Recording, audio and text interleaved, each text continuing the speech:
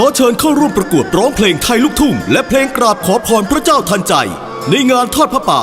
สร้างซุ้มพระโมคคัลลานะณพุทธสถานพระเจ้าทันใจอำเภอปัวจังหวัดน่านในวันอาทิตย์ที่ 27 พฤษภาคม 2561 รางวัลชนะเลิศพระเจ้าทันใจรับถ้วยรางวัลพุทธสถานพระเจ้าทันใจพร้อมเงินสด 2,000 บาทรางวัลชนะเลิศอันดับที่ 1 เพลงทั่วไปถ้วยรางวัลจากอาจารย์ธรรมราชวงศ์สุยะประธานจัดสร้างพระเจ้าทันใจและพระมณฑปพร้อมเงินสด 3,000 บาทรางวัลที่ 2 ถ้วยรางวัลจากสถานีวิทยุในเครือกองทัพบกที่ 3 พร้อมเงินสด 2,000 บาท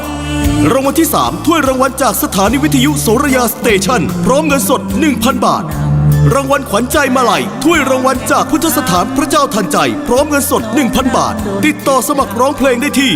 061-094-6200 และ 098-687-2335 ปลอดภัยและโชค